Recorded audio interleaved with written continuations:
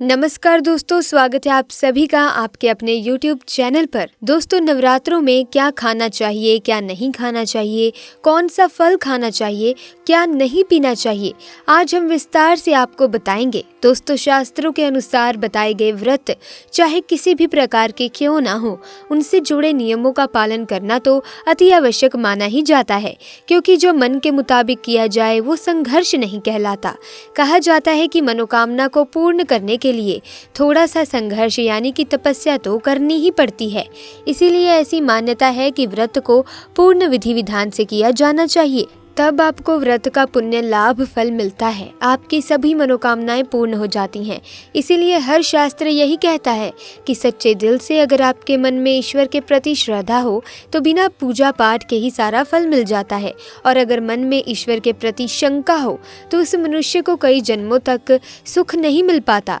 भगवत गीता में भगवान श्री कृष्ण ने स्वयं कहा था कि जो मनुष्य सच्चे हृदय से ईश्वर को पुकारता है तो उसका नाता उस शक्ति से जुड़ जाता है जिसे आपने सच्चे हृदय से पुकारा था।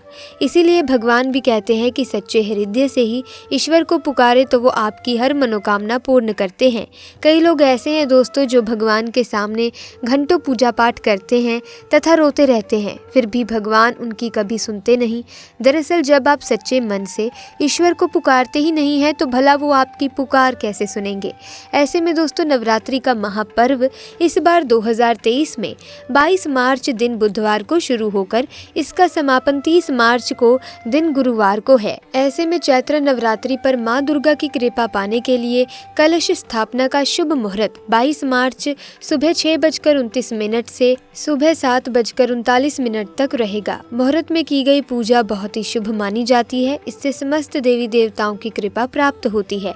ऐसे में दोस्तों, आपको ध्यान देना चाहिए कि कहीं आप जाने अनजाने में कोई गलती तो नहीं कर रहे जिसकी वजह से आपको पूजा का संपूर्ण फल नहीं मिल रहा है। ऐसे में आइए जानते हैं कि नवरात्रों के दौरान क्या खाना चाहिए, क्या नहीं खाना चाहिए, क्या पीना चाहिए, कौन सा फल खाने से व्रत संपूर्ण और सफल हो जाता है, और कौन सी ऐसी सब्जियां हैं जो भूलकर भी ना तो बनानी चाहिए और ना ही खानी चाहिए। लेकिन दोस्तों, आगे बढ़ने से पहले आपसे रिक्वेस्ट है कि वीडियो को लाइक ज़रूर कीजिएगा, साथ ही शेयर भी कर दीजिएगा, और अगर आपने अभी तक हमारे चैनल को ही सब्सक्राइब नहीं किया है तो जल्दी से सब्सक्राइब करके बेल आइकन को प्रेस कर दे ताकि नए वीडियोस की अपडेट आपको मिलती रहे। साथ ही दोस्तों, माता रानी का आशीर्वाद पाने के लिए कमेंट्स में जरूर लिखें जय माता दी। दोस्तों, नवरात्रों के दिन सेब जरूर खाना चाहिए। शास्त्रों में बताया जाता है कि भगवान के भोग में सेब आदि जरूर अर्पित किया जाता है। अगर आपका व्रत है तो आपको सेब जरूर खाना चाहिए। केला, पपीता, तरबूज और मीठे अंगूर जरूर खाने चाहिए। इन फलों से व्रतधारी को शक्ति मिलती है और व्रत संपूर्ण हो जाता है। शास्त्रों में बताया जाता है कि नवरात्रों के दिनों में सीताफल जरूर खाना चाहिए। सीताफल खाने से 10 ऐसी बीमारियां हैं जो खत्म हो जाती हैं। माना जाता है कि नवरात्रों के दिनों में सीताफल का घर में प्रवेश होना बड़ा ही शुभ माना गया है। सीताफल खाने से नवरात्रि का व्रत सफल हो जाता है, क्योंकि इसमें माता सीता का आशीर्वाद मिला हुआ होता है।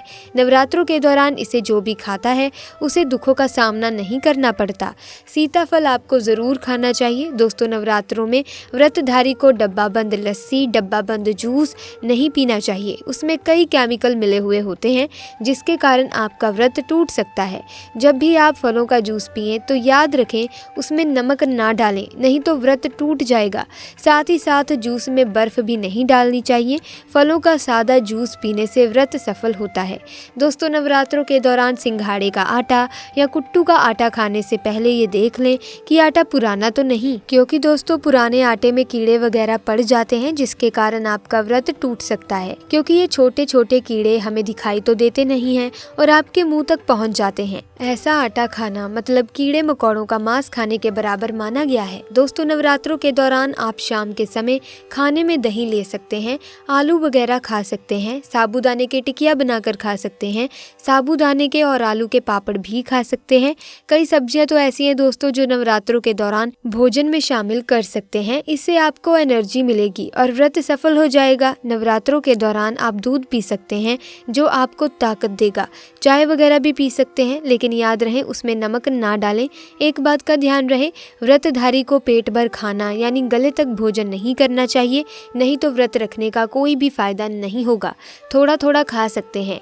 आइए अब जानते हैं कि नवरात्रि में कन्याओं को क्या खिलाना चाहिए और क्या नहीं, और कैसे करें कन्याओं का स्वागत। कन्या जब आपके घर आए तब दूध और पानी से उनके पैरों को धोना चाहिए। फिर उसके बाद कन्याओं को किसी साफ जगह पर ज़मीन पर कपड़ा बिछाकर बिठाना चाहिए। उनके माथे पर अक्षत, फूल और कुमकुम लगाना चाहिए। फिर उसके बाद भोजन ग्रहण करवाना चाहिए। लेकिन दोस्तों हमेशा याद रहे, कन्याओं की थाली में 3 पूरियां कभी ना रखें, इसे शुभ नहीं माना जाता। 3 पूरियां तथा 3 रोटियां मरने वाले व्यक्ति के लिए निकाली जाती हैं। ऐसे में कन्याओं को उनकी थाली में 3 पूरी का होना बहुत ही अशुभ माना जाता है। लेकिन 1-2 करके पूरी आप दे सकते हैं, इससे 3 की संख्या बट जाती है। दोस्तों कन्याओं को खाना खिलाने के बाद अंत में कन्याओं के सर पर लाल चुनरी उड़ानी चाहिए और भोजन में आपको खीर, पूड़ी, हलवा, चने तथा आलू की सब्जी, छोले वगैरह की सब्जी खिलानी चाहिए। पनीर आदि भी खिलाया जा सकता है, लेकिन भूल से भी लहसुन और प्याज का इस्तेमाल कभी ना करें, अन्यथा दोस्तों अनर्थ हो जाएगा। साथ ही दोस्तों 2 सब्जियां ऐसी हैं जो आपको भूल कर भी नहीं बनानी चाहिए। सबसे पहले तो दोस्तों नवरात्रि के दौरान आपको अपने घर में किसी भी तरह का मांस नहीं पकाना चाहिए, अंडे वगैरह नहीं बनाने चाहिए, वरना आप पाप के भागीदार बन सकते हैं।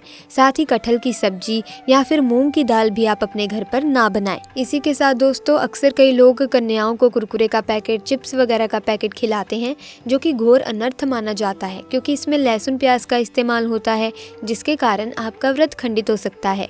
माँ दुर्गा हो सकती हैं क्रोधित। जहाँ आपने 9 दिनों तक लहसुन प्याज का परहेज किया, लेकिन आपकी एक गलती पूरे व्रत को खंडित कर सकती है। कन्याओं को डिब्बा बंद कोई भी ऐसी चीज ना खिलाएं जिसमें लहसुन प्याज होता हो। दोस्तों कई लोग कन्या पूजन में खाना घर पर नहीं बनाते और मार्केट से रेडीमेड लाकर ही खिला देते हैं तथा दही जलेबी खिलाते हैं, जो कि शुभ नहीं माना जाता। भले ही दोस्तों आप दही जलेबी खिला सकते हैं, परंतु माता को घर का बना हुआ खाना बहुत प्रिय है, बहुत ही शुद्ध होता है। खासकर नवरात्रों के दौरान घर में पका खाना अवश्य बनाना चाहिए। माता रानी बहुत प्रसन्न होती हैं। घर का बना पका खाना ही कन्याओं को खिलाना चाहिए। इसी के साथ हमेशा याद रखें, कन्याओं को प्लास्टिक के बने डोने में खाना नहीं खिलाना चाहिए। ऐसे बर्तन पूजा पाठ के लिए शुभ नहीं अशुभ होते हैं। कन्याओं को हमेशा स्टील के बर्तन या पत्तों से बने बर्तनों में ही भोजन कराना चाहिए, बहुत ही शुभ माना गया है। दोस्तों भोजन कराने के बाद कन्याओं की थाली में एक लौंग जरूर रखना चाहिए, क्योंकि दोस्तों लौंग देवी शक्ति तथा दुर्गा माँ को अति प्रिय है। लौंग माता शक्ति का प्रतीक होता है। लौंग में नव दुर्गा का वास होता है। इन 9 दिनों में माता रानी को लौंग का भोग अवश्य लगाया जाता है। इसीलिए कन्याओं की थाली में चुपचाप एक लौंग जरूर रख दें, आपका भाग्य चमक जाएगा। इसी के साथ दोस्तों माता लक्ष्मी आपके जीवन में धन की कोई कमी आने नहीं देंगी। आपको बता दें कि कन्याओं को उपहार में क्या दें। दोस्तों कन्याओं को खुश रखने के लिए उनकी थाली में दक्षिणा डालें, ताकि आपके घर में संपन्नता बनी रहे तथा धन की कोई भी कमी ना हो।